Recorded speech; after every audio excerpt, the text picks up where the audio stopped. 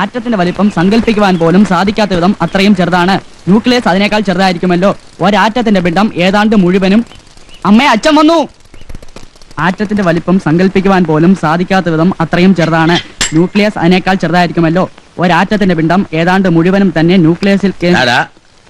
ഇത് പഠിക്കാൻ വേണ്ടിയുള്ള വായനയാണോ അതോ അച്ഛനെ അമ്മയും നാട്ടുകാരെ കേൾപ്പിക്കാൻ വേണ്ടിയാണോ? രണ്ടിനും കൂടിയാ. പഠിക്കുകയും ചെയ്യാം, എല്ലാരും കേൾക്കുകയും ചെയ്യും. ഇപ്പം വക്കീലാകൂടി. ഉരുളയ്ക്ക് ഉപ്പേരിയാ. അച്ഛൻ തനി പോലീസാ.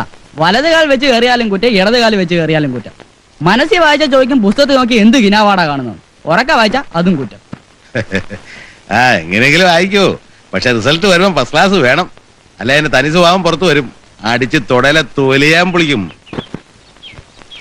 ഇവ കാടുക്കളപ്പണി ഒഴിച്ചിട്ട് നേരമില്ലേ? അടുത്ത മാസം പരീക്ഷയാ. ഞാനെന്ത് ചെയ്യാനാ? പുസ്തകം എടുത്ത് 4 അക്ഷരം വായിക്കാൻ പറഞ്ഞ ഉടനെ ഇറങ്ങും കുടവും എടുത്ത്. പിന്നെ പാത്രം തേപ്പായി, അലക്കായി. അതുകൊണ്ട് ഇപ്പൊ അമ്മയ്ക്ക് സുഖമായി.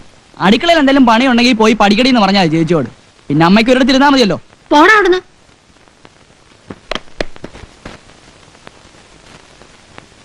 വേനലിലും പറ്റാത്ത കിണറുള്ള ഒരു വീട് നോക്കണം. ഇനി 2-3 മാസം വെള്ളം ചുമന്ന് ചാവും.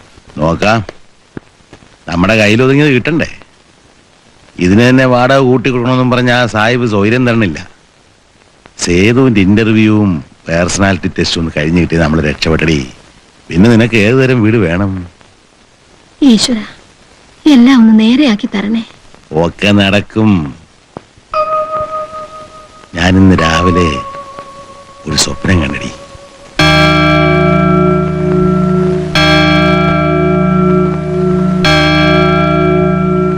അവനെ സല്യൂട്ട് ചെയ്തിട്ട് വേണം എനിക്ക് പെൻഷൻ പറ്റി പിരിയാൻ.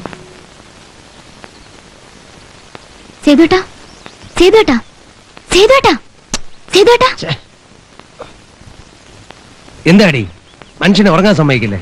അച്ഛൻ വന്നു. അതിന് ഞാൻ എന്താ വേണം? തലയും കുത്തിക്കണം. ആ തലയും കുത്തി നിന്നോ, അല്ലെങ്കിൽ ഇപ്പൊ തുടങ്ങും ചീത്ത. വ്യായാമം ചെയ്യുന്നില്ല, തടി കൂടുന്നു, തോന്നിയാസാണെന്നൊക്കെ പറഞ്ഞു.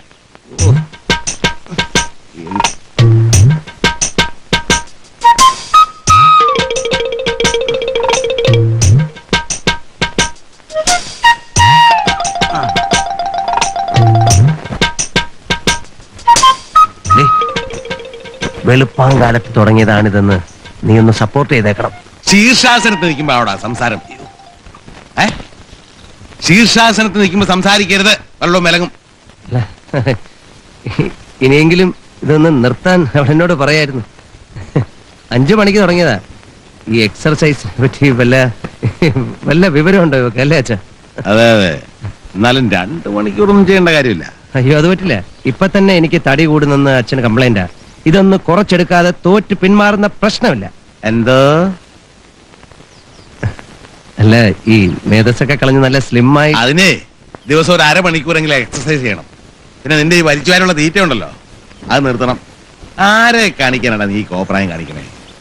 ഫിസിക്കൽ ടെസ്റ്റ് കഴിഞ്ഞാൽ പിന്നെ റെഗുലർ ആയിട്ട് നീ എക്സസൈസ് ചെയ്തിട്ടുണ്ടോ? അയ്യോ അച്ഛാ, ദിവസവും ഞാൻ എക്സസൈസ് ചെയ്യുന്നുണ്ട്. അല്ലടി, ഒറ്റ വീക്കൊന്നുണ്ടല്ലോ, ഞാൻ കണ്ടല്ല.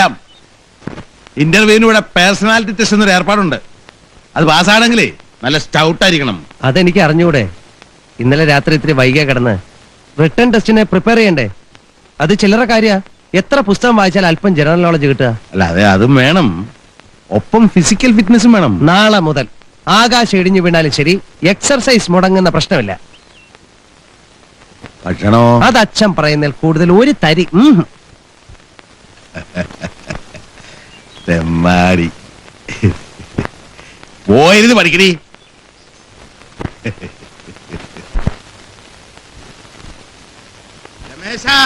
അതാ വരുന്നു. നീ കാപ്പി കുടിക്കാൻ വരുന്നുണ്ടോ? അച്ഛനും ഏട്ടനൊക്കെ അവിടെ വെയിറ്റ് ചെയ്യാ. ഇത്തിരി വെയിറ്റ് ചെയ്യട്ടെ. അയ്യേ, ഇതെന്താ നിന്റെ മുഖത്ത്? നിന്റെ പേരാണ് മീശ.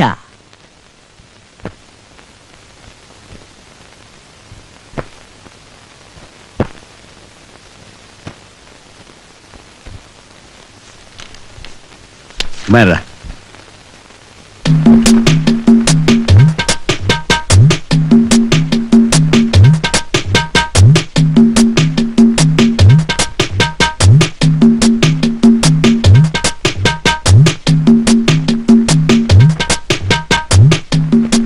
അച്ഛന്റെ മൂത്ത മകനാരാ? എന്താ? അല്ല, ഇവനാണെന്നൊരു സംശയം. ഇങ്ങോട്ട് നോക്കിയടാ. എന്താ ഈ മുഖത്ത് വരച്ചു വെച്ചിരിക്കുന്നു? മീശ അല്ലാതെ എന്താ? ഒന്ന് കറുപ്പിച്ചേ ഉള്ളൂ. തുടച്ചില്ലടാ, തുടച്ചില്ലേൻ. തുടച്ചു കളയടാ. ഒരു മീശ വരയ്ക്കാനുള്ള സ്വാതന്ത്ര്യം ഇല്ലേ ഈ വീട്ടിൽ? എന്റെ മക്കളെ ഞാനൊരു ഈർക്കിലെടുത്ത് പോലും തല്ലിയിട്ടില്ല. നീ എന്നെ ഇത് മേടിക്കും. ഇവൻ മിക്കവാറും മേടിക്കും. എന്റെ അമ്മ എന്തോ ഈ കാണിച്ചു വെച്ചിരിക്കുന്നത്? ഇതെന്തോ ഇത് 2 ഇഡലിയോ? ചുമ്മാ അതല്ല ഞാൻ ഇങ്ങനെ വണ്ണം വെച്ച് പോകുന്നത്. നീ 10-15 തിന്നുന്നല്ലേ? അല്ല, അതാ പറഞ്ഞത്, ഇങ്ങനെ നിർബന്ധിച്ച് കഴിപ്പിച്ചാലേ. പോടാ അവിടുന്ന്. അമ്മയ്ക്ക് ഈ പേഴ്സണാലിറ്റി ടെസ്റ്റ് എന്ന് പറഞ്ഞാൽ എന്താണെന്നറിയാം? എനിക്കറിയില്ലേ. ദേ ഇവിടെ ചോദിച്ചു നോക്ക്, പറഞ്ഞുതരും. 2 ഇഡലിയൊക്കെ കഴിക്കാം അല്ലേ അച്ഛാ?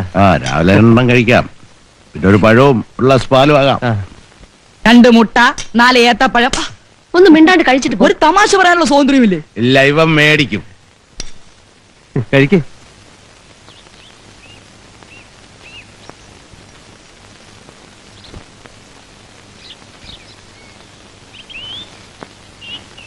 ദേവി, മണി 9:30 കഴിഞ്ഞു. വരണുണ്ടോ നീ? വരുന്നച്ചാ. ഇവളുടെ കൂടെ പുറപ്പെടാൻ ഒരുങ്ങിയാൽ സെക്കൻഡ് ബെല്ല് അടിക്കാണ്ട് സ്കൂളിൽ എത്താൻ പറ്റില്ല. നീ ഇങ്ങനെ ഇരിക്കപ്പുറത്ത് ഇല്ലാണ്ടായാലോ എങ്ങനെയാ കൃഷ്ണ? ആ പെണ്ണെന്തെങ്കിലും കഴിക്കട്ടെ. ഓ ഡാ കൃഷ്ണ, ഇങ്ങ് വന്നേ. ഇതാരുടെ പടാ?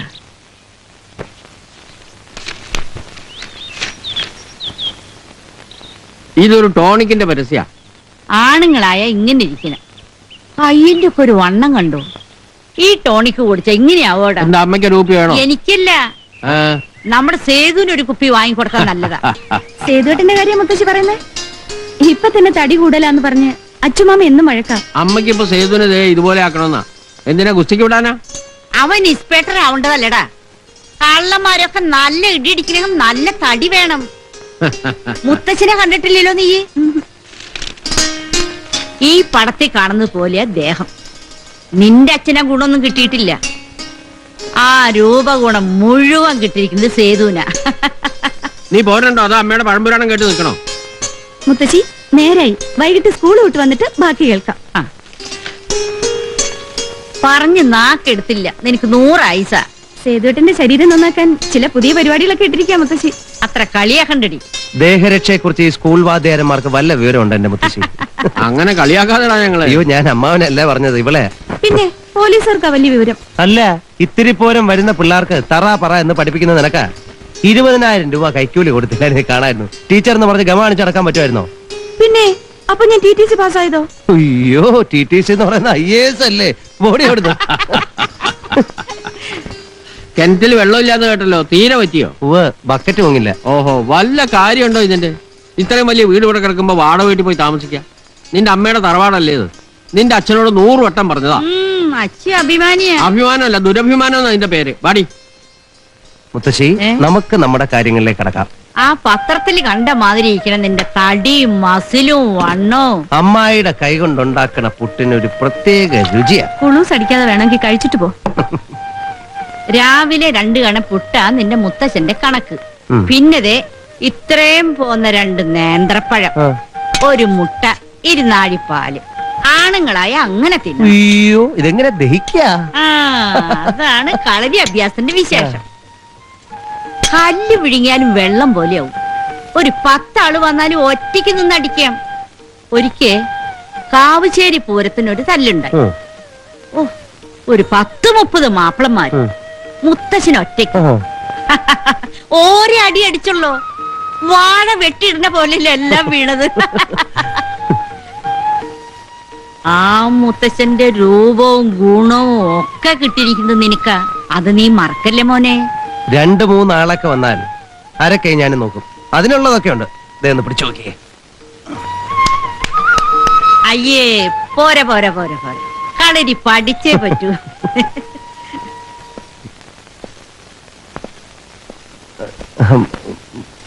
മുത്തശ്ശി കഴിക്കേ.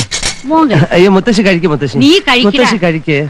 അച്ഛൻ അതിനെന്താ മോൻ കഴി. അയ്യോ, ഇതാ ഇത് കുറച്ചുകൂടെ എന്തോ നീ ഒഴിക്കട്ടെ. ചെറുക്കൻ കാണിക്കണേ. ദാ. നിനക്കല്ലേ വിശക്കുന്നു പറഞ്ഞേ, കഴിക്കുന്നീ. എന്താ എന്നെ കണ്ടിട്ടാ നിർത്തിയ? ഭക്ഷണം ചുരുക്കാൻ പറഞ്ഞ നിനക്ക് ബുദ്ധിമുട്ടായല്ലേ?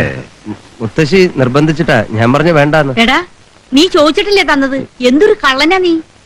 നീ നിന്റെ ഇഷ്ടത്തിന് കഴിച്ചോ. വിശന്നിരുന്ന് ശരീരം ചുരുക്കണ്ട. അച്ഛൻ ക്ഷമിക്കണം. ഞാൻ ശരിക്കും കൺട്രോൾ ചെയ്തോളാം. ആഹാ, നീ അത് സീരിയസ് ആക്കിയോ? തെമ്മാടി. എടാ, പാലിക്കാൻ പറ്റാത്ത ഒരു കാര്യത്തിന് വാക്ക് പറയരുത്, ഇതുപോലെ ചമ്മണ്ടി വരും.